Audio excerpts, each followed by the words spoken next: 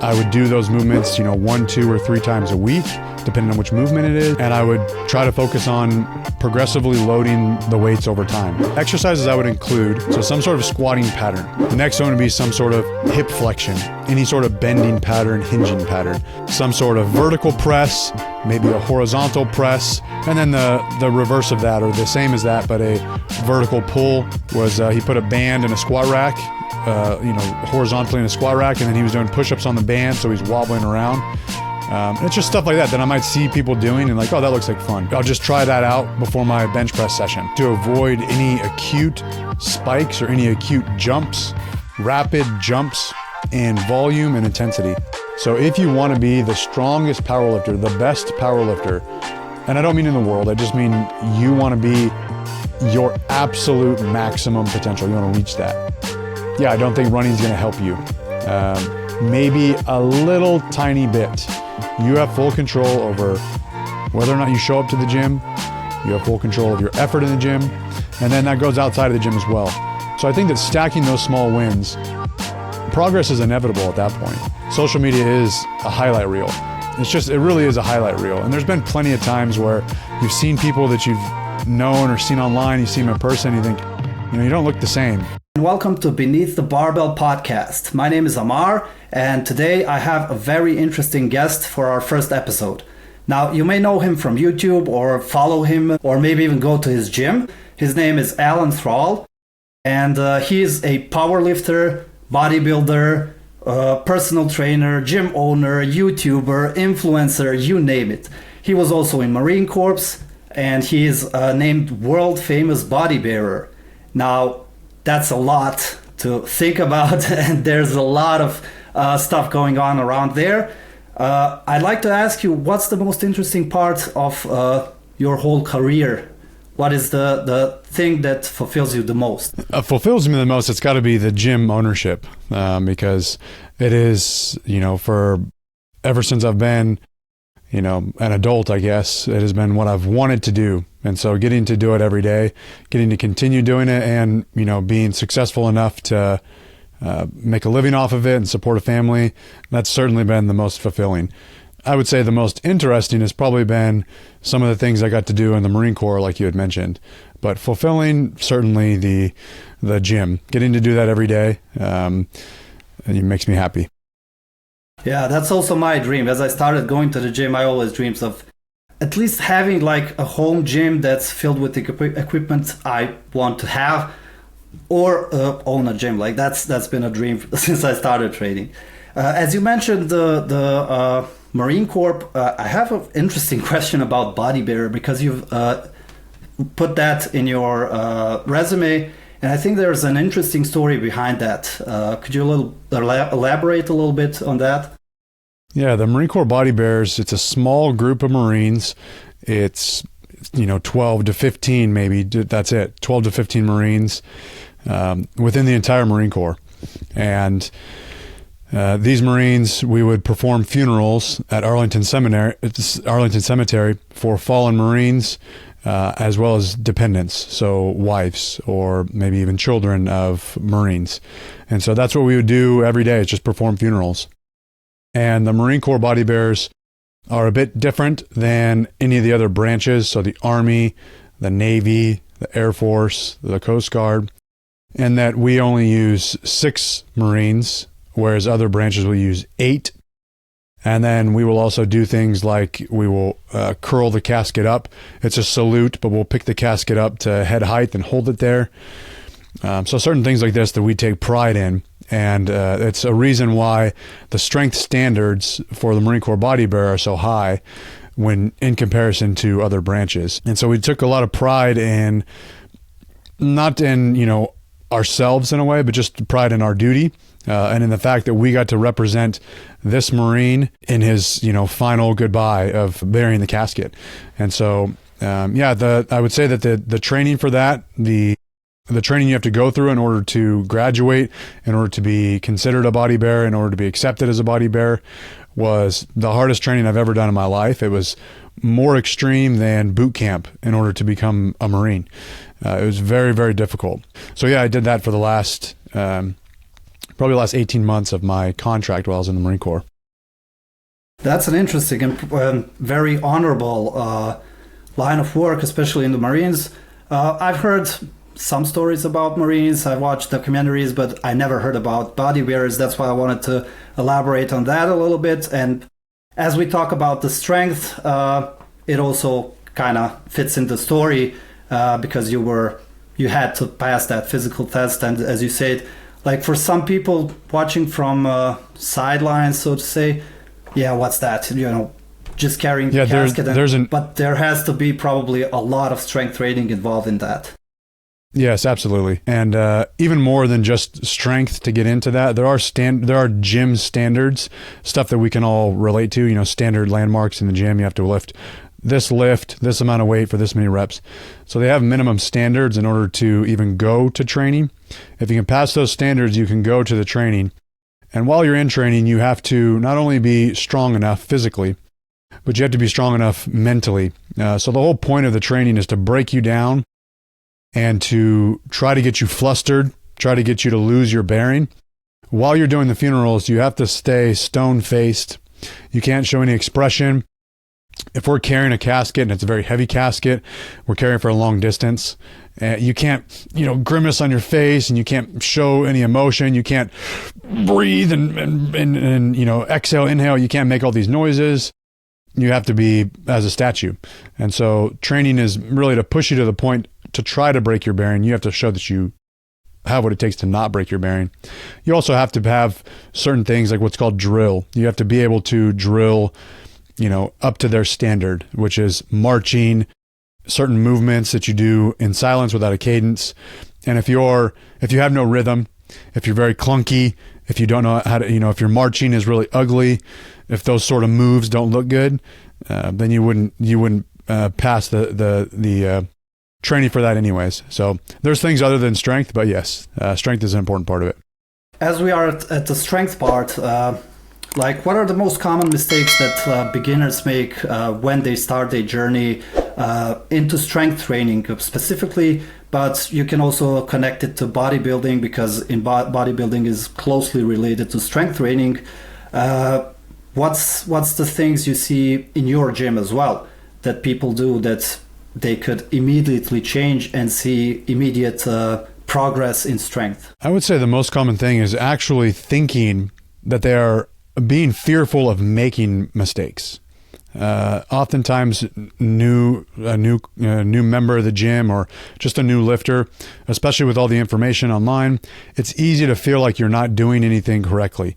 I'm not lifting enough weight, or my technique isn't good enough, or what exercise selection, what exercise split should I follow? Should I do upper body, lower body, upper body, lower body? Should I do both on the same day? I don't know. It's just overthinking things. My technique isn't very good. I'm not going to add any weight. I'll just stay with the empty barbell. And so oftentimes I think that people feel like they're doing too much wrong. So I would say that, the first day in the gym is not going to look pretty. As long as you're not trying to lift way past your capacity, I think you're okay. Your technique, as you get more comfortable, as you get stronger, as you add a little bit of weight to the bar, all of these things will help improve your experience in the gym. You'll learn a little bit along the way. And what's great for a beginner is that any sort of resistance training you do, if you're just consistent with it, you'll make improvements. So you don't have to worry about all the specifics. I would say that was the biggest mistake, is thinking that they're making every mistake in the book, when I wouldn't worry too much about that. If you go online and you find a few videos or a few Instagram pages that you like and you say, hey, this is pretty good information, just stick with that. You don't need to continue searching about every which way to squat a barbell. Just find what works for you, stick with that for a little while, and then as you get better, you can learn as you go. So that's what I would say. The biggest mistake is thinking they're making too many mistakes. Yeah, just lift the damn weight. Yes, exactly. Yeah. And if you see someone in your gym doing some mistakes, some basic mistakes, or if you see that you can help him in some way, do you approach him, or are you just like... So if I was in a commercial gym, I would most likely not, unless I had some sort of relationship with them. And even if we've never talked, maybe we both go to the gym at 6 a.m. every morning. I see him every day. We're always in the squat rack. He's in the squat rack. I always see him. And even if I've never talked to him, I might feel comfortable enough to just chat with him. Like, hey man, are you running a program, or what program are you doing? And maybe he says, oh, I'm doing starting strength. I'm like, oh, cool. Yeah. Strike up a conversation. Maybe that would lead to me talking to him so I could help him. But I would never go into a gym, see someone doing something wrong, and go approach them and say something. Now, I'm in a little bit different position at Untamed Strength because I'm a gym owner. If someone's doing something that's wildly dangerous, which isn't often, but I will approach them and just talk to them. I'm not going to talk down to them, but I'll just ask them if they'd like a couple pointers, a couple tips. And usually they'll say, sure. They're not going to be cocky enough to say, no, I got it, but as long as they're not endangering other people, like they're squatting outside of the squat rack and they're like failing a weight and dropping it behind them, or they're throwing dumbbells. Doing some stupid shit. Yes, or they're possibly damaging the equipment. Those are instances where I would say something immediately. But if someone's just kind of squatting and it looks a little bit, what we might say ugly, I might talk to them, but that's because I'm a gym owner, and so I'm automatically I have a little bit of authority. But I would always kind of ease into the conversation. Yeah, it's especially in commercial gyms. I train in commercial gym, and you never know what kind of a person you're gonna walk into, and if your approach is friendly and all that, he may think of it a little bit differently and act a little bit differently as well.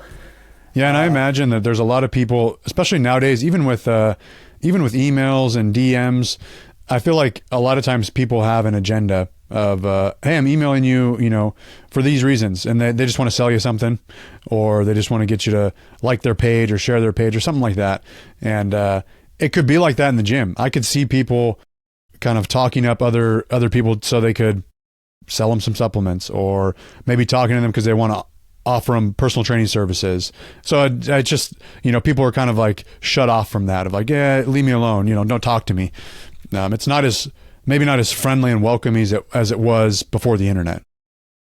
Yeah, of course, social media definitely made it a lot worse, especially with filming in gyms. And I don't mind filming in gyms, but filming other people and then posting it on social media for attention and likes is just horrible. Yeah.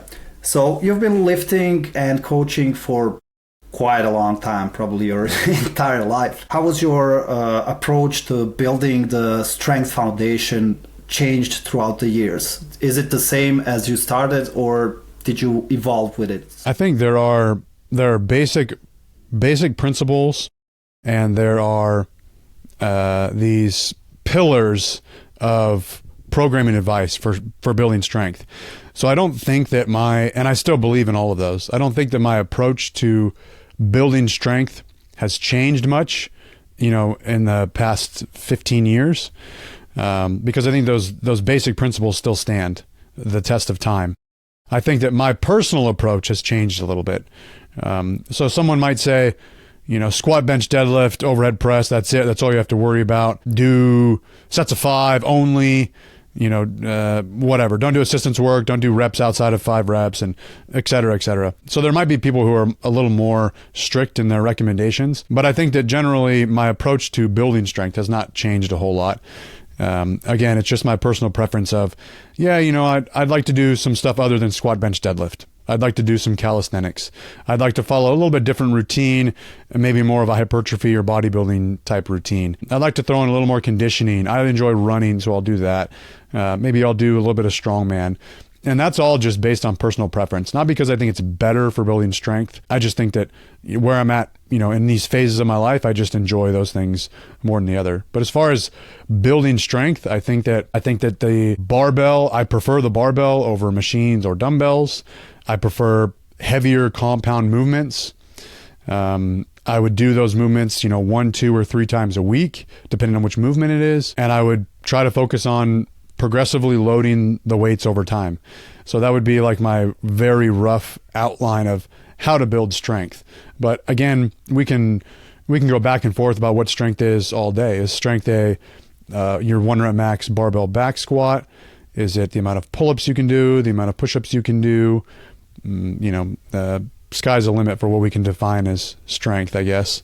So yeah, to kind of recap, I don't think my approach to building strength has changed, just my preferences. I've just got interested in more things as the years went on. I've noticed on your YouTube channel you've done a lot of different things, and that's also my main principle. I'm sticking to bodybuilding, but I'm not like the bench press is not the most optimal. I'm not gonna do it ever again in my life.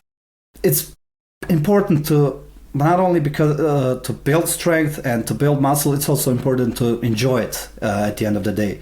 If you don't enjoy it, then why were you going in the gym? Try to find something else that's fulfilling you more than gym. Exactly. And if some people don't really get into lifting a barbell, and you could certainly build a lot of strength and get plenty strong doing a leg press, doing a hack squat, doing machines. So again, what you just said, it does go down to personal preference. Some people prefer calisthenics, and you can get plenty strong doing that. So yeah, it really comes down to preference as far as what style or modality you want to pick, but the principles remain the same. Yeah, and also what you said, the definition of strength is for everyone a little bit different. For let's say for someone who's doing calisthenics, he may find that the more pull-ups he can do is better definition of strength than the amount of weight you can push on bench press. The people who do bench presses or power lifters think that strength is the more you can bench press or the more you can deadlift and whatsoever. So basically strength depends on what you're doing. Yes, absolutely. Depends on the definition. As we mentioned, the bench press, I noticed I watched in one of your videos that you don't really like to bench press, and that's kind of counterintuitive as for someone who is doing powerlifting. Like bench press, deadlift, and squat are the basic movements, but yet you don't like it. And I also there's this interesting quote from you, and it says like, if you were the last man on earth, would you bench press? And it got me really thinking, like, would I be bench pressing? So yeah. How important is bench press for strength gains? Unless you want to compete. If you want to compete in bench press, then you have to do it. But apart from that, how important it is? I think it's a great movement, and I do think it's important, especially if you're a powerlifter. There's no way around it. You've got to do it. And I think that if you're a strength athlete, it can certainly be used to improve whatever metrics of strength you're trying to improve. If you're a strongman athlete, even an Olympic weightlifter, a CrossFit athlete, I think the bench press is great. So there's nothing wrong with the bench press. I just, especially in the past, I've not loved it. There's just other things I'd rather do. And, for a couple of years, I was going through some issues with a pec tendon, and the bench press would always bother it. But I just kept benching because I thought I had to. And it would just be this up and down of, I'll dial it back, rehab it a little bit, push it really hard, have to dial back, rehab it a bit. And it was just a cycle. And I thought, why do I keep doing this to myself? So I said, I'm just going to take a break from bench press. And I started doing more push-ups, weighted push-ups. That didn't seem to bother it. Doing dips didn't bother it. And so I thought I can have a perfectly fine strength training, muscle building program without doing bench press. With that said, I have been bench pressing as of recently. I'm bench pressing about once a week. I've been doing axle bar bench press, and I enjoy it. I think that I can't overdo it. Whereas before, I used to bench press up to 4 times per week. Cool. Sometimes 2 bench presses in one day, so more than 4 times a week. And that was when my bench press was at its highest. So I think that high frequency does work, but only short term. And so anyways, I know that if I was to try to beat my 1 rep max, my best bench ever, I would have to bench a lot more, and I don't want to bench more than I already am. And so I'm not going to. So yeah, there was definitely almost like these exercises we do in the gym can easily define who we are, which is silly to think about. But if I define myself as a power lifter, if I identify as a power lifter and I squat, bench, deadlift, and that's all I do, we almost get so tied to it that we can't we can't be seen doing something other than bench, squat, deadlift. The powerlifter's doing lunges, or the powerlifter's doing a leg press. I'm going to stop benching. I'm going to start doing dips. In the long run, who cares what you're doing in the gym? So there was just it was a lot of that I just kind of said, I'm not crazy about the bench press. It kind of bothers my pec. Why do I keep doing this? I can do other things. So yeah. How about incline bench press? Were you doing that as well, or? Yeah, incline bench press feels a little bit better, but incline bench press was bothering my pec still a little bit. But yeah, I prefer overhead press. I prefer dips. I prefer weighted push-ups that I've really enjoyed in the past year. But I still do incline bench, and I still do bench press, flat bench press as well. I'm following a program right now by a guy named Will Rattel, and there's bench press in it. And I thought, I'll give it a try. And yeah, it feels good. I know that I can't overdo it. So, well, as far as we were on bench press topic, like there are a lot of strong opinions online. If you do this exercise, you're gonna make your muscles grow. If you don't do it, you're stupid. And those clickbaity videos, everyone is making them now. And I see a lot of stuff that happens online, and that kind of makes some exercises, label them as the best or as the worst. Do you have any kind of exercises that you would include in program just because they are the best for something? Or that's a good question. Leave something out because it's deemed to be not so good for certain programs. Yeah, so what I would do is, to answer that question, I think that the exercises I would include would be some sort of knee flexion, so some sort of squatting pattern. That could be a barbell squat. That could be a dumbbell goblet squat. That could be a leg press or a hack squat. That could be a split squat. That could even be a lunge. So there's a number of things you can do. It could be a Zercher squat. There's a number of knee flexion exercises you could do. And I would include one of those. The natural movements we do every day. Yes. So that's what I would definitely include. Unless there was some sort of huge limitation that, they couldn't bend their knees or load their knees very well. But most of the time, it's going to be some sort of knee flexion. The next one would be some sort of hip flexion, any sort of bending pattern, hinging pattern. Could be a barbell deadlift, could even be a trap bar deadlift, it could be a dumbbell Romanian deadlift, could be picking something up with the floor like a sandbag or an Atlas stone, some sort of bent hinging pattern.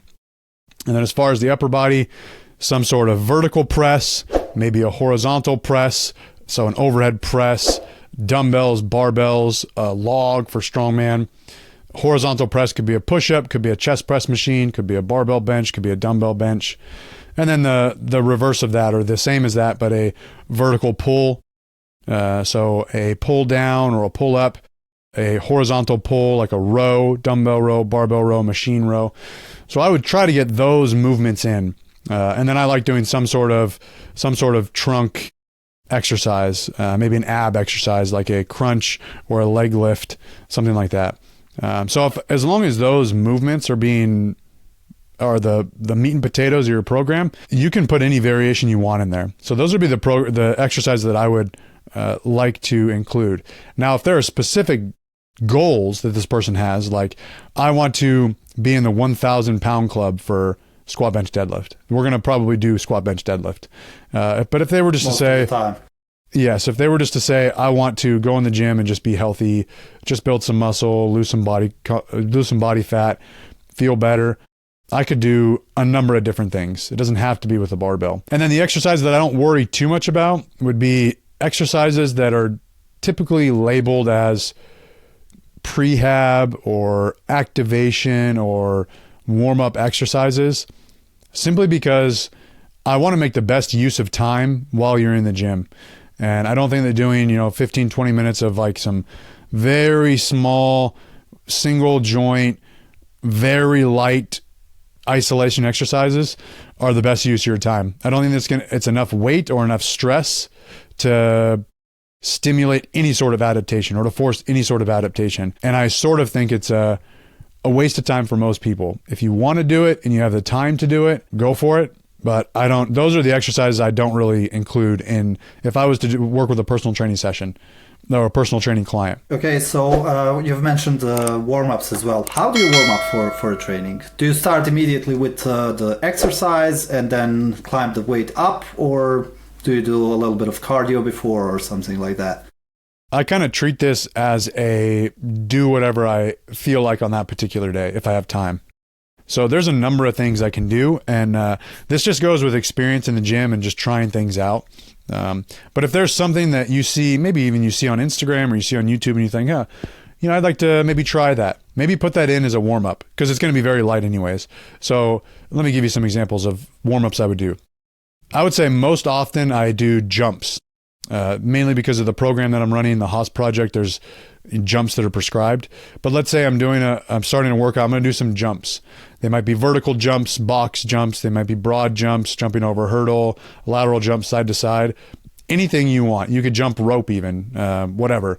But I'll do that for about 10 minutes. I'll just put a timer on, 10 minutes, maybe 15 minutes. And I'll just pick a variation that I'll do, some sort of jumping. And I'll just do it for those 10 or 15 minutes. I'll rest however I want. I'll start very slow, very short, distance or very short height. And then I'll just kind of ramp up intensity as I go, as I get more and more warm. So I really like jumps. I put them in as a warm up for my workout. Sometimes I'll do things like if I'm having an upper body session, maybe I'll do some medicine ball throws or some fast, plyometric push-ups. There are times where I think, man, I haven't got a lot of cardio in this week, so I'm going to ride a stationary bike for 20 minutes, and I'll do a minute fast, a minute slow, minute fast, minute slow for 20 minutes. So that's my warm-up as well as some conditioning. There are times when I actually saw just this morning, one of the guys was, he put a band in a squat rack, horizontally in a squat rack, and then he was doing push-ups on the band, so he's wobbling around. And it's just stuff like that I might see people doing and like, oh, that looks like fun. I'll do that. I'll just try that out before my bench press session. And so honestly, I just kind of use it as play.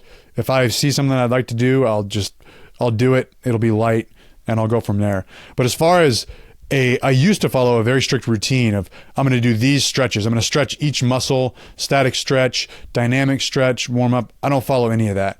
I just really, it's like improv. I got 15 minutes to warm up. I'll just do whatever thing I want to do. I'll do some kettlebell presses, overhead kettlebell squats, kettlebell swings, whatever I want to do. Now with that said, if I go to the gym and I'm very pressed for time, like I only got 40 minutes to get all these exercises in, I'm doing squats first. I'm just going to usually go to the rack, do some body weight squats, do some squats with the empty barbell, put a little bit of weight on depending on how I feel, just ramp the weight up as I go. So I'm just warming up with the actual movement I'm going to do, which saves a lot of time.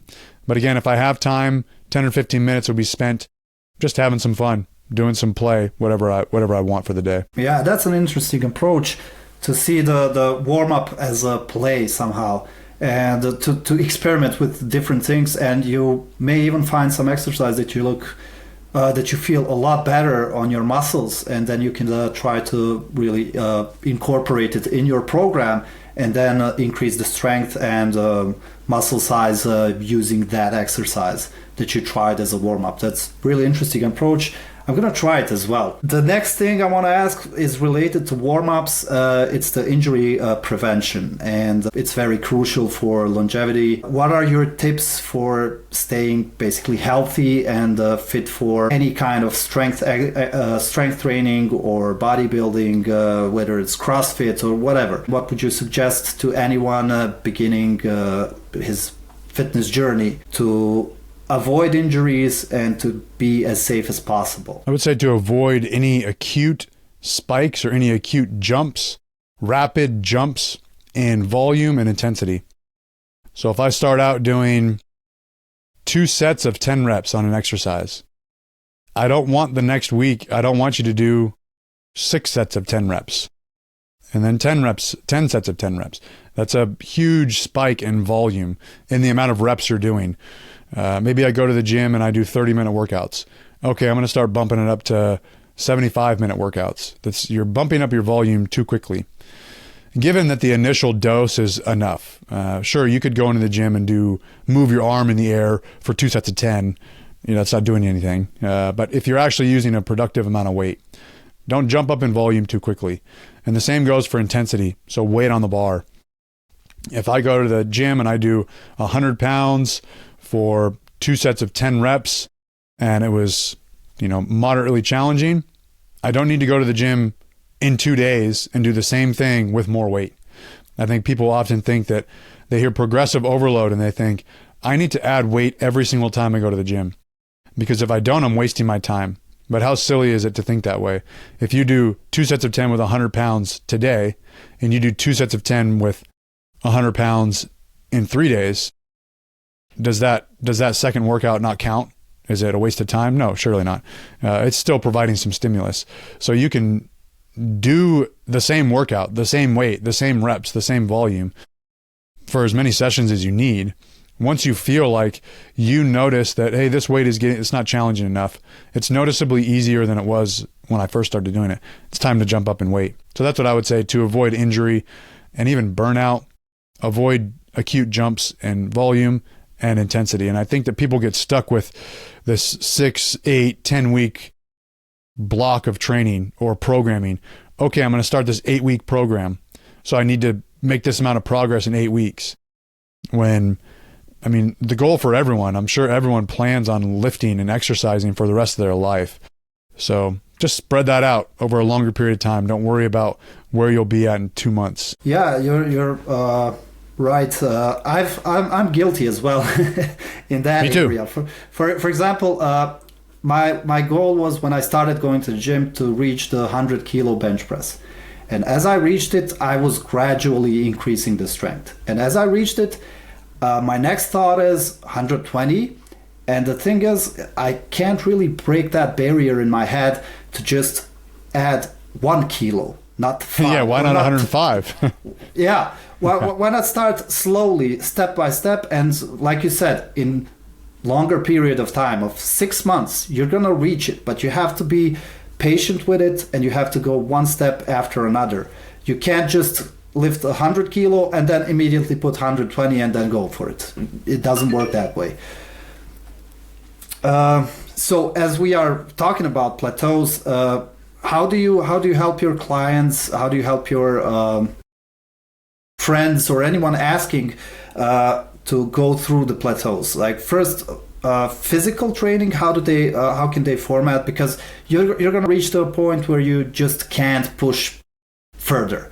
Now, how do you approach it physically in terms of programming, and mentally, how to fight that plateau that can drag on for quite a long time? Mentally, it's going to happen. And so you have to just accept that it's all a part of it. You can't just be going to the gym because you're seeing progress so quickly. It has to be something that you just enjoy the process of lifting weights. You enjoy the routine. You enjoy going to the gym. It makes you feel good. And so if that's all there, someone's going to go regardless of if they're making progress daily or weekly or monthly. So if you can create a program for yourself or for someone else that they enjoy doing, that's going to get them to just keep showing up, which is probably over time going to help them push through a plateau. As far as programming, how I would deal with it sort of depends on the individual. If they are stuck, if they just started lifting today and they're not making any progress, for the first 6 months or something like that, they're doing something wrong. They might be too afraid. They might be too afraid of, adding weight to the bar. They think they're too timid. They think I'm not doing this correctly. And I would assure them, hey, everything looks good. It's time to add some weight. Maybe they just are unable to push themselves. And so they're just really timid. So if it was a beginner, it might be just your approach to training. You might not be adding weight. You might not be trying very hard. You might not be consistent, whatever the case is. If they're a little more intermediate, or if they're making a bunch of progress as a novice and now they're moving on to intermediate, but they just keep getting stuck.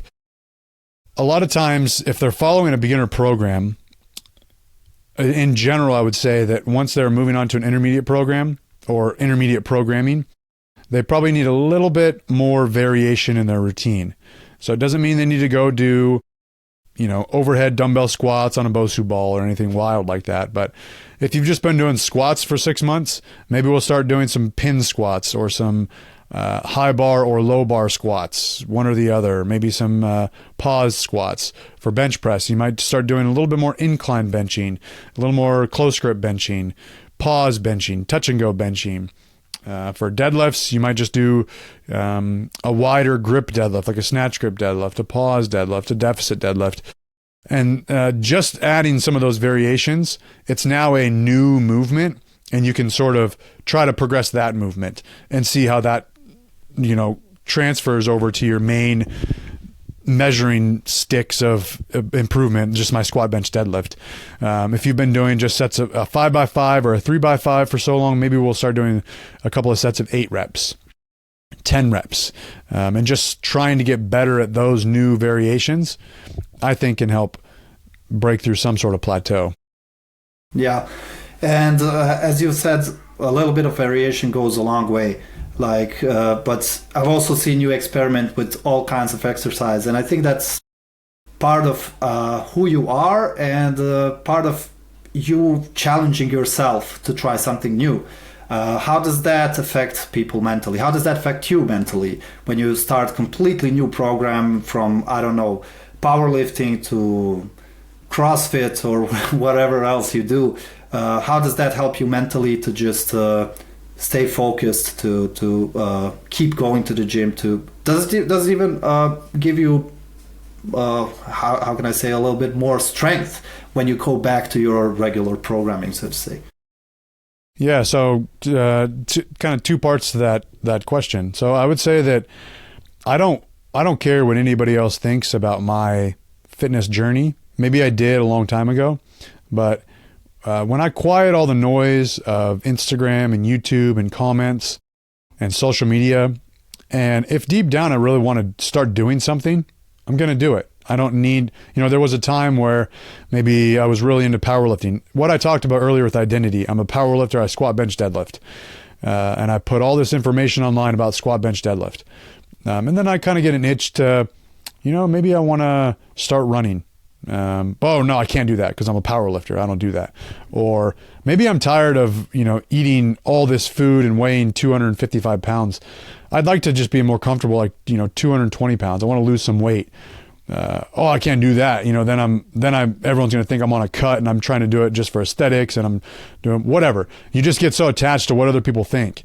And, I broke away from that. And so if I'm like, I'd really like to start running, I'm just going to go do it. If I say, I think it'd be really cool to be able to do a handstand or a handstand push-up, whatever, I'm going to start doing that. So it's just comes down to me wanting to start doing something because I genuinely want to start doing it. And so I do it.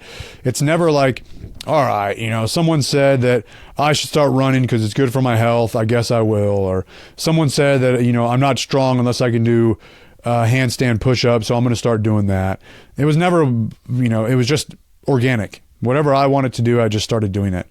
And so that's how all that came about. And in terms of how has this stuff helped other things, in retrospect, one thing that pops into my head was I did a bodybuilding routine that a guy named Natural Hypertrophy, he wrote a bodybuilding routine for me, and I did it for about 1.5 years. And I didn't really do any strongman. I jumped back into a strongman competition and I did really well. And I was surprised at a couple of things. One of the events really tests your glute and hamstring strength and endurance. And I did really well on that event. I got second place, didn't think I was going to do well. I actually did better on that event at a lighter body weight than when I was heavier doing strongman only. And I thought back and I said, well, I've been doing a lot of Romanian deadlifts and I didn't usually do those. So maybe it's that constant high reps or that constant tension on my glutes and hamstrings, and it transferred over to the strongman event.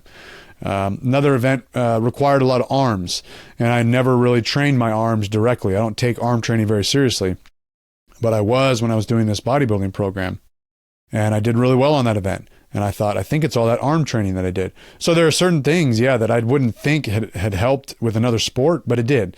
So in a sense, I learned from experience, maybe I should do maybe I should have, people that I'm training for strongman competitions, maybe I should have them doing more arm work. Maybe I should tell them to take their arm work seriously because it's going to help. More tricep work for lockout, more Romanian deadlifts, more lower back extensions for these strongman movements. So that was definitely a learning experience for me. Yeah, so basically try everything that you want to try, and you may even like it, and if not, you can always go back to your regular programming and keep doing that. As far as the combinations go, do you draw a line somewhere where you say this and that can't go together? Like, for example, bodybuilding and marathon running. Or if you want to do it, you're just going to do it anyways, even if it's kind of counterproductive to do such programming. Yes, I think that, if you are trying to excel to the highest level that you can in any sport, you're going to have to be fairly specific. So if you want to be the strongest powerlifter, the best powerlifter, and I don't mean in the world, I just mean you want to be your absolute maximum potential. You want to reach that. Yeah, I don't think running is going to help you. Maybe a little tiny bit. But I don't think that those two things really go together. Just for cardio, for example, not really marathon running. Yeah. So if you were to say, I want to do some cardio, I wouldn't suggest running. I would say, okay, do an elliptical, maybe a stationary bike, maybe a rower, maybe just incline treadmill walking, something that's going to elevate your heart rate, but not something not that running's that demanding, but it does tire your legs out if you're running fast or running up and down hills. And that does affect your squat training and your deadlift training, more so your squat training. And so I don't think that those two things, go together. But I don't program for myself right now thinking I need to improve these things, so I'm going to, or this thing, so I need to incorporate all this stuff. I think that it's more of, I just enjoy exercise. I know that I need to do resistance training. I know that I need to do some cardio. So I'm just going to pick and choose what I prefer doing. And so the majority of the time it is lifting barbells because I enjoy doing that. There's some calisthenics mixed into that, some body weight stuff, and there's some machine stuff sometimes. And then as far as cardio, running is one of the only forms of cardio that I really enjoy. And so that's why I do it so much. Not because I think it's going to make me better at anything else. I just enjoy running, so I do it that way.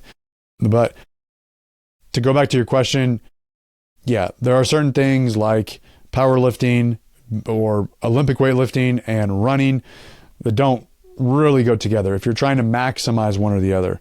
And it's the same with if you wanted to be a runner. If I wanted to run my fastest 10K, I'm still going to lift weights, but I'm not going to worry too much about increasing my 1 rep max in the gym. So yeah, if you're it's sort of like a dial or a burner on a stove. If you turn one all the way up, you're going to have to turn the other down a little bit. You turn both of them up at the same time and you're going to burn something. So yeah, so basically what we talked about, intensity.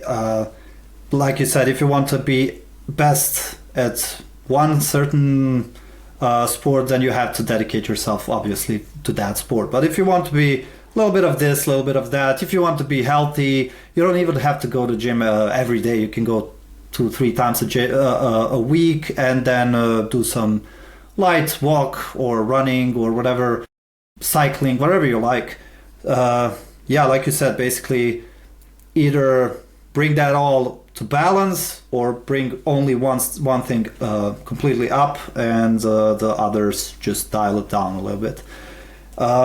As we're talking about that, I would also like to talk about the topic of self-doubt and negative self-talk. What advice would you give for people who are struggling with that and like they are doing good in gym, but they feel like it's not really the best, and they always put themselves down in this kind of fighting inner demons? Yeah, I think that stacking small wins is the most important thing. If you're down on yourself and you think I'm not good enough, I'm not big enough, I'm not shredded enough, I don't look good enough, whatever it is, any sort of negative talk or self-doubt, I think that just sticking to something, sticking to a plan, sticking to a routine, sticking to a program, saying, I'm going to start going to the gym 3 days a week. You are in full control of that. You are the one who goes to the gym or who ensures you go to the gym or don't. You're the one who makes the decision.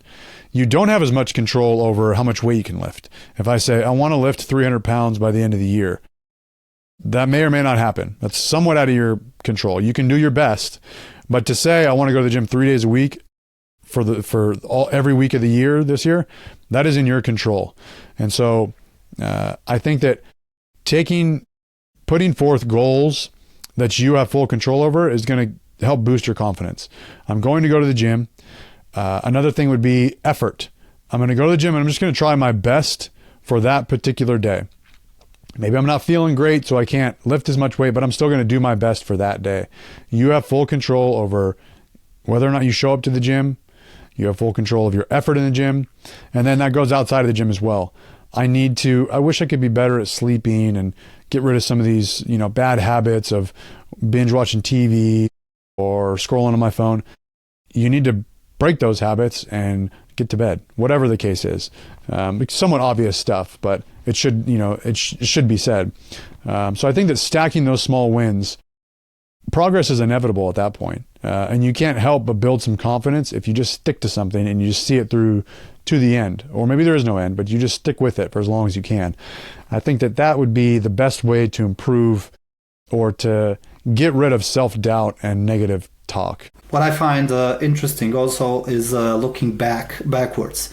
And if you feel doubting yourself from time to time, I just look backwards and I think to myself, look, I've been going to the gym for an entire year, making progress. This is a time where I'm not really feeling well or not making much of a progress. But if I look back 1 year before, or 10 days or 10 months or whatever, you will see the progress. And I also like to look on my older pictures where I actually can see the progress. And I think looking back is also a good way to just kind of fight with that self-doubt. Do you think social media plays a big role in this? Like setting unrealistic expectations for everyone, because on social media everyone is jacked, everyone is natural, even though like 99% of them are not. Everyone is lifting insane amount of weights, and like a lot of people are putting others down with their videos. They're like, if you can't bench press, I don't know, 315, you're not a man, and stuff like that. Yeah, I think that it's sucks. It's unfortunate. And the only way for some people, the only way to get past it or away from it is to completely get rid of it and just not be on social media. But it's just, it's so easy because social media is a highlight reel.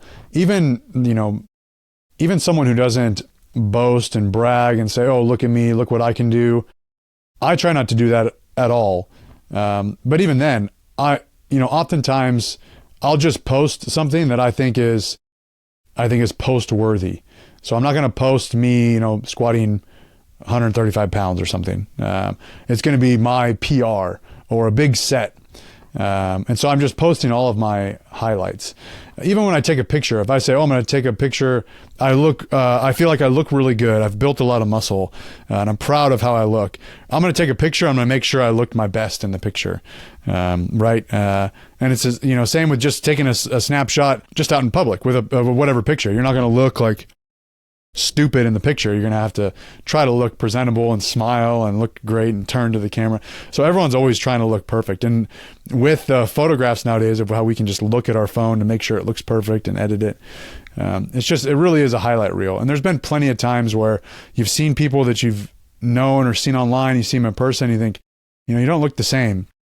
Not that I judge people that way, but it's just the truth. And I'm sure people feel that way when they meet me. So yeah, it's just such an easy way to edit yourself and look perfect. And I think if you just remind yourself that this is a highlight reel, everyone behind this is a real person, it's a little easier to accept. And when you when you meet people in real life, not online, you're not judging how they look or how they, whatever. They're just another person. So yeah, I don't have a great answer for it and how to get rid of that, but it's tough, and I get it. I get that people get stuck in comparison mode, but social media is a highlight reel whether we think it is or not. Yeah, like you said, everyone posts just the best stuff, just the good stuff, and everything that's happening behind the scenes is just left out. And it's mostly a lot of shit happening behind the scenes, and we only see the big smiles and big muscles, big lifts, and we don't see all the failures behind those images. Yeah, we tend to think, one more thing about that, we tend to think that, wow, I look at this guy online and man, he's just such a good lifter, such a good power lifter. Man, I wish I could be as good as him as a power lifter. We put our worth in this title of power lifter, but we hold more than one title in life. You might be a very good husband, a very good dad, a very good coworker, a very good employee, a very good boss. Whatever, all any of those other titles, you can take pride in knowing, hey, I might not be the best power lifter, but I'm a damn good husband. I take care of my family, whatever it is. And you can take some pride in that.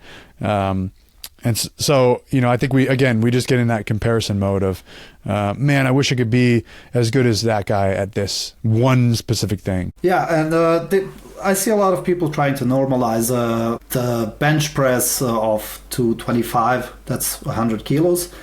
And a lot of people say, that's not impressive and all that. And as if you look at statistics, I think there's like less than 1% of gym goers that can actually bench press 100 kilos. That's fucking impressive. That's 1 out of the 100, and that's what I wanted to ask you. You have your own gym. How often do you see amazing feats of strength as compared on social media? Might not be the answer you're looking for, but pretty often. Because so untamed strength is there are a lot of there are some members in there who go in there because they're high level powerlifters or even local level powerlifters, or they're strongman competitors.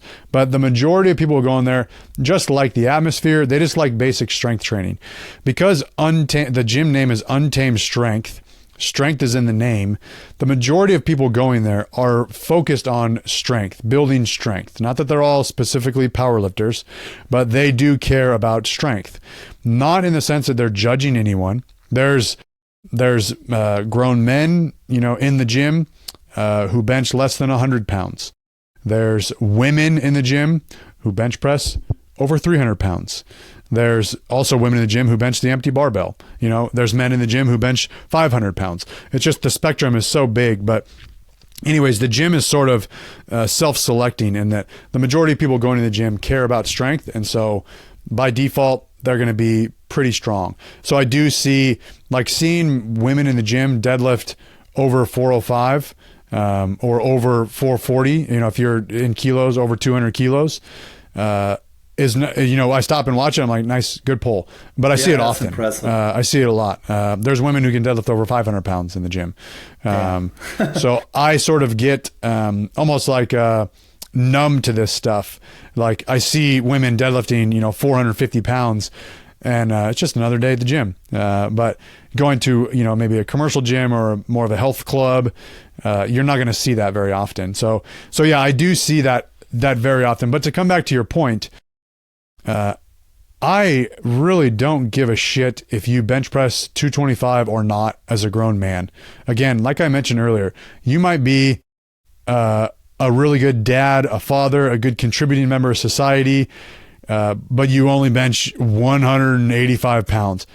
I don't care. That doesn't mean you are less than a man or less of a man just because you can't bench press that. I think that's it's just a silly way to talk, and it's a very immature way to talk. Do you know the YouTube channel Fitness FAQs? It's a calisthenics channel. The guy's name is Daniel. He's been making content for over 10 years, but it's Fitness FAQs, Fitness Frequently Asked Questions. FAQs. He just recently posted a video. So he's a calisthenics athlete. You'll see him. He's very muscular. He's a natural athlete. Very muscular, very lean, like a typical calisthenics athlete. You'll see him you'll see him doing pull-ups with, 50 kilos, just doing reps, 10 reps, whatever, 50 kilos, doing dips with just as much or more. Incredibly strong, very, very strong. Repping out handstand push-ups, free unassisted handstand push-ups. but he doesn't bench press. And I guess he just recently started bench pressing, and he made a video about how he can't bench 100 kilos. You know what I mean? Like, you look at this guy.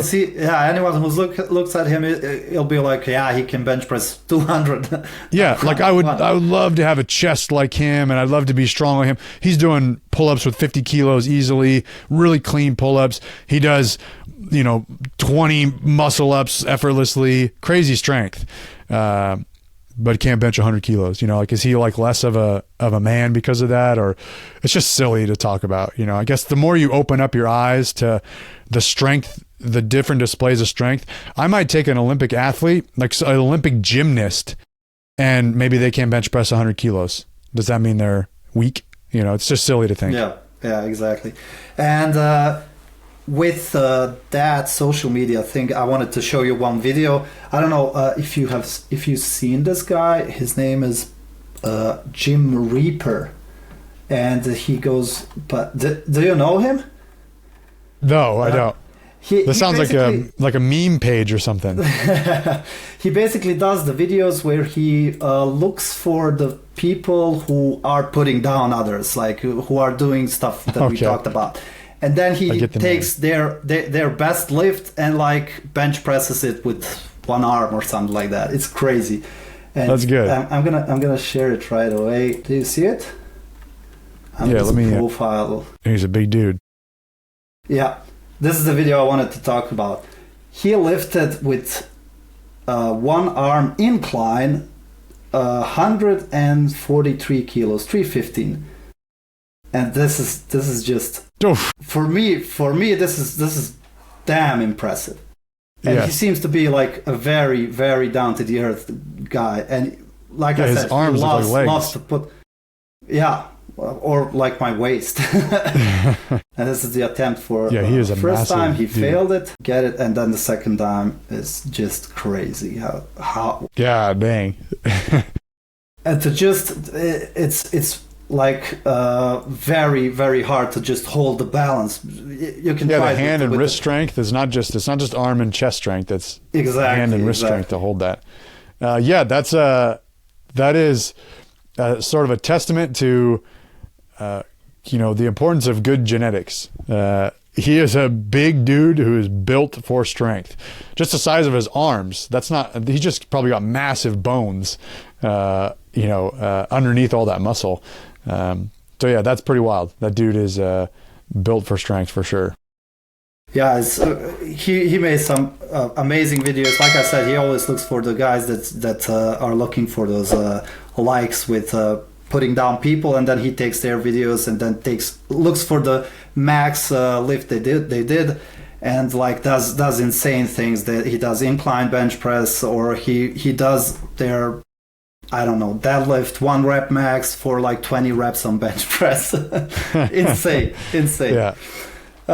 Now back to you. You've been creating YouTube content for like 12 years, or even maybe even more. All right. How did the fitness industry or like whole landscape change? Talk about YouTube. How did it change over the past 12 years? And were you at one point just living off YouTube, or were you always having like business on the other side, and YouTube was just like something you like to do? Yeah.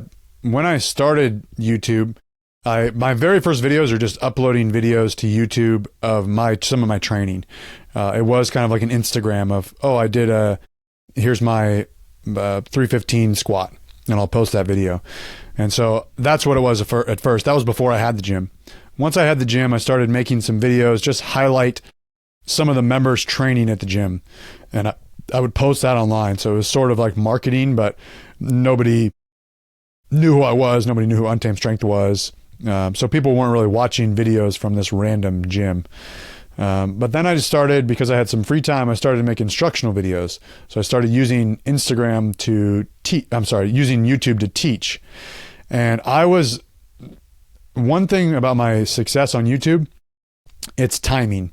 If I tried to erase all of it and do everything all over again today, I don't think I would have nearly as much success.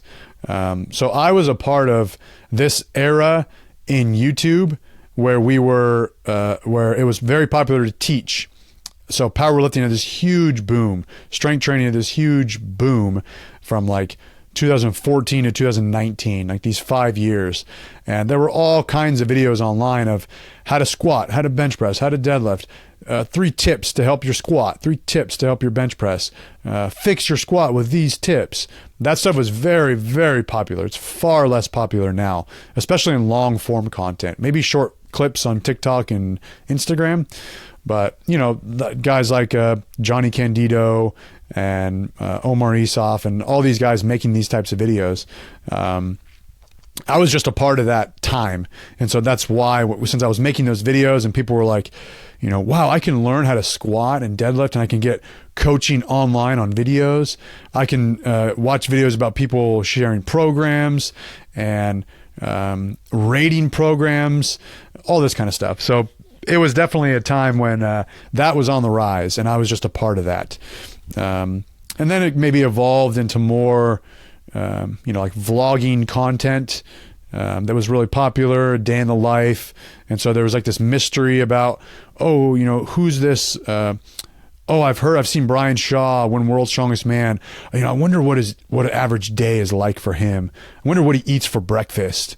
I wonder what his house looks like. I wonder how much money he makes. So you watch these vlogs.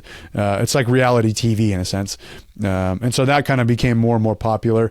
But yeah, so I think that's kind of how everything has evolved over time. And as far as me doing YouTube on the side or as a full-time thing, I've always been a gym owner first and foremost. And even when I was having a lot of success on YouTube, when I was at my all-time high, making the most amount of money I made on YouTube and posting the most content, getting the most views, that was all going back to the gym. So I was like, yes, you know, I'm making some money from YouTube, so now I can expand the gym. I can buy more for the gym. It was never like invest more pocketed. In business practically. Yes, yeah. So it was always the gym first and foremost.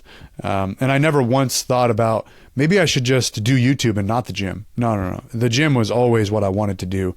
YouTube was just helping that. But there was a time, I don't remember the exact numbers or the specifics of it exactly when it happened, but there was a time when I was making more money on YouTube than I was making at the gym. And so YouTube was bigger than the gym. That's drastically changed now, but yeah, so there was a time when YouTube was bigger than the gym, but it was never, my attention was always on the gym. It was never, maybe I should just do this YouTube thing because I don't really like this gym thing, or this gym thing's not working out. Never, no, it was never like that. Yeah, now that you explained it to me, it can be seen in the videos that it's not your main thing. It's just, it feels like a hobby to you that you like to share with other people, but it does feel like the gym is your main thing. But were you expecting to reach this much people? You have almost like 1 million subscribers and over 150 million of views on your YouTube channel. That's quite impressive. Were you expecting that? No, I was not expecting that. I was not expecting that at all. I've told the story before, but the very first video that really, I would say, went viral, that was very popular, was my very first how to squat video. I made an instructional video about how to squat. And at the time, I'll tell the story again, but at the time, I had all of my YouTube notifications, my notifications would go to my email. So if Amar subscribed to my YouTube channel, I would get a notification. So-and-so subscribed to your YouTube channel. If someone commented on my YouTube channel, it would pop up in my email, because I, would have like one or every other day or something like that. But one day after I posted my how to squat videos the next day, my phone wouldn't load. I trying to turn my phone on, it wouldn't load. Turn it off, turn it on, it wouldn't load. And I just said, forget it. And I set it down. And then my phone made an email alert. And I went to look at it, and there's a little email icon at the bottom, and there were like 5,000 unread emails. And I opened it up, and it was just so-and-so subscribed, so-and-so subscribed, just a bunch of subscriptions. And I'm looking at it, and my first thought was a little bit of panic. I thought, shit, what did I do? Did I do something wrong? Or like I was exposed or something? Like, what happened? And I'm looking at the channel, I see all these comments, and I'm like, what did I do differently? What happened? You know, I didn't post it, but the video, I guess, was shared on Reddit, and it was on the front page of Reddit. It got moved to the front page of Reddit, which was really popular. And so anyways, that was kind of like the first exposure of, oh wow, this is really something. And I wasn't getting paid at that time. I didn't have monetization on my videos. I don't remember when I got monetization, but it was after, you know, I had some success. And so yeah, and then it just became, you know, okay, I'll post more of that stuff. And it was like, I already posted how to squat, bench, deadlift, overhead press. What more is there to share? And then I would just make smaller videos, like additional tips on how to squat. 3 tips for if you're falling forward on the squat, losing balance on the squat, maybe fix these 3 things. I'll make a video about that. Or, okay, let me talk about this program, what I like about it, what I don't like about it. Let me talk about the best program and the worst program, whatever. So I would just make videos all about training. And it did get to the point where it was treated like work. You know, when I said YouTube was bigger than the gym, I didn't have a lot of members. I didn't have a lot of personal training clients. So I had a lot of time in the day. I didn't have a family. I wasn't married. So I had a lot of time in the day to make videos. So I would just make videos all day. You know, that was my 9 to 5. And I would post 2 videos a week, 3 videos a week, whereas that's not what I'm doing now. And so there was a time when it was treated like work, but I just had a million different, you know, ideas of what I wanted to post, all this stuff. So it was just endless. And I just don't have as many ideas now. And so that explains like the less frequency and all that. And I don't want to just continue making videos that I've already made. Yeah. And basically making videos is also kind of like your job. And as the more you train with it, the more you think about it, the more ideas you get.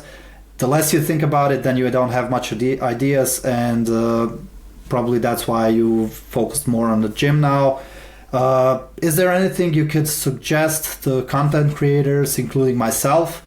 Like, is it better to focus right now on just getting the content out, or just making good quality content and then hope that you're going to kind of make a community around your channel? I think in your position, if you're just starting out, I think that getting a hold of people with big followings is the best option. If you can get as many as you can, because you're just, in a sense, piggybacking off of their name. If you can say, podcast with Ronnie Coleman about training for bodybuilding, whatever, that's going to sell itself instead of you putting your name on it or something like that. So I think that if you're consistently posting that sort of content with other people, that's going to help you a tremendous amount. And then beyond that, I would just suggest don't try to copycat other podcasters or YouTube content creators.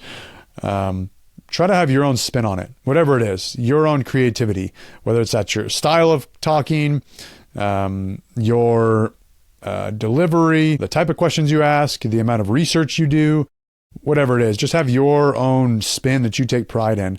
It could be something like, hey, I'm going to do an interview that a lot of people do, but we're going to eat hot wings, like Hot Ones, the interview YouTube channel. So you just have some sort of creativity to it. I think that'll help you kind of stand apart. But yeah, if you're interviewing, doing podcasts, or just long format YouTube videos with guests, trying to get someone that has a lot of viewers will help, but also someone that you have followed along with, so that you can have some sort of connection. And like you're doing a great job of asking questions about me. Like I can tell you actually know what you're talking about. You're not just saying like, hey, do you have a YouTube channel? If so, what's it called? Or what's your gym called? You obviously know these things. So that's helpful. Okay, thanks for the praise. Of course. Yeah, I stumbled upon your YouTube channel, and as I sent you an email, I didn't really expect for you to even answer it, and I'm really honored to have you as my guest. And when I saw your following number, I was really, really excited, and I really tried to kind of formulate the whole interview as someone who wants to get to know about the strength, the type of questions he would like to ask. And I'm really glad you liked it and you enjoyed it. For the end, I would like to ask you, one particular advice, so just one advice you could give for someone starting their strength journey, what they can do right now to just start off good with strength training. I would say, we talked about it a little bit, but I would say figure out deep down in your heart what you want to do in regards to being in the gym. What exactly do you want? Do you want to, I just want to build more muscle. I just want to get stronger. I don't really care about muscle. I just want to look better so that I can, so that girls are more attracted to me. Honestly, whatever it is, focus on that and then plan your routine around that. I think that sometimes people will get stuck in, I want to get bigger muscles and think that they need to follow a very specific powerlifting routine. And now they're a power lifter and they don't like it and they get burnt out on it. Or the other way around. I just really care about strength, but I just keep following these bodybuilding programs and it's just not exciting, not rewarding. Maybe this gym thing isn't worth it. So they're training like a bodybuilder. So just figure out what you want to do and then pursue whatever that is. Because I think that's going to help you following whatever style of training you actually enjoy doing, something that you look forward to, is going to help you stay consistent. More than just me telling you to be a man and be consistent, have discipline. There's a little bit of that goes on. You do have to go to the gym often when you don't really want to. But if you can make a program or a routine or some sort of lifestyle, this goes along with diet as well, that you can follow and that you enjoy, that's not too restrictive, that can help you get to your goals, figure that out and run with that and stick with that for as long as you can. So that's my advice. Yeah, now that you mentioned it, my first goal when I started going to the gym was to get girls. And I was like very skinny. I'm 1.90 meters tall and I was like 70 kilos, like skin and bones, just that. Mm-hmm. And as I progressed, and I've been going to the gym for almost like 10 years now, the shift of what's dragging me to gym has changed. Now I want to be healthy. I still want to build bigger muscles, but I want to be in first place healthy for my family.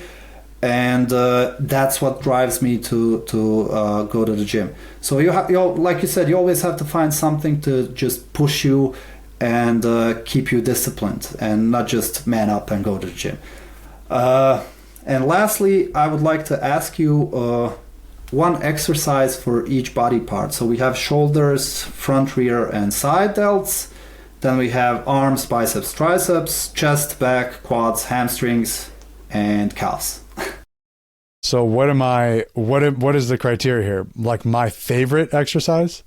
Or like if you would have to do only one of these exercises for the rest of your life for that muscle, what would it be? Okay, so that changes a little bit. I will admit that I am not a bodybuilding professional or a bodybuilding coach. So I would defer to someone. You can also go for the exercises based on powerlifting. In that case, we don't have to like go specifically body parts rather than movements. What would you go for? So every movement I'm going to pick, and there is a little bit of personal preference here, but every movement I'm going to pick is a barbell movement, simply because I think that the range of motion, the amount of muscles involved, and the loading capacity for a barbell, I think is great. And I just like being on my feet, lifting weight, more so than sitting down on a machine and lifting weight. There are some times when I like to sit down and do a chest press, but I just like being on my feet. It improves a little bit of balance. I can move around however my anthropometry feels that it needs to. I'm not locked into a machine.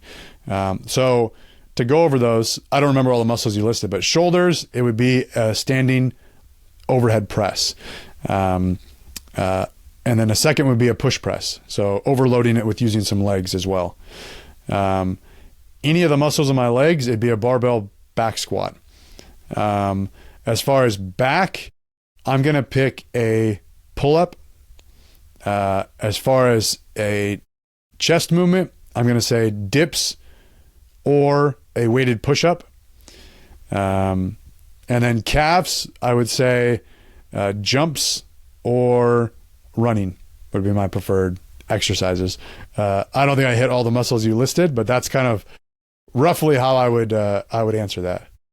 But if you want to repeat any of them for clarification, let me know. No, it's all good. It's kind of what I would guess, coming from someone that has more of a powerlifting experience rather than bodybuilding. It kind of makes sense to involve more of a compound movements, more barbell movements, to just hit majority of muscles with different kinds of movements. And I think even for bodybuilding, all of those movements are legit. You can do them as well. It increases your strength. It can increase the muscle size. So why not? Yeah, exactly. So anyways, thank you for coming to podcast. Thank you for taking time out of your day to just help me out with this stuff. I'm really excited for the first episode. I'm hoping it's going to reach a broader audience. For our viewers, you can check the untamedstrength.com, right? The website's trainuntamed.com. Trainuntamed.com. Yep. It's going to be linked below. Okay. Yeah. And then the Instagram's Untamed Strength. YouTube channel, you'll find Untamed Strength. But the website is different. It's trainuntamed.com. Yeah. Okay. So trainuntamed.com. Also, if you're in the area, you can visit his gym. It's basically for strongmen and powerlifters, but maybe even if you're a bodybuilder, anyone who wants to do some strength training, yeah. I feel like the gym is more of a kind of like a small family. It doesn't feel like, the way you described it, it doesn't feel like a classic commercial gym. It feels like a little bit more than that. And if that's something that you prefer and you're in the area, you can check it out. Also, online training, right? You're doing that as well. Yep. Online programming and coaching, yeah. Yeah. That would probably be best to just email me my direct email, which is just untamedstrength@gmail.com. Easy enough. And I check that multiple times a day. The same place you contacted me. Thanks again, Alan Thrall, for such a wonderful experience with the interview. And to all our viewers, subscribe to my channel, and I'll be posting more podcasts in the future, also training videos, and everything related to bodybuilding and strength training. You can check it out on my channel. Alan Thrall, once again, thank you, and I hope you have a nice day and remaining of the week. My pleasure. Thank you for having me, man. I appreciate it.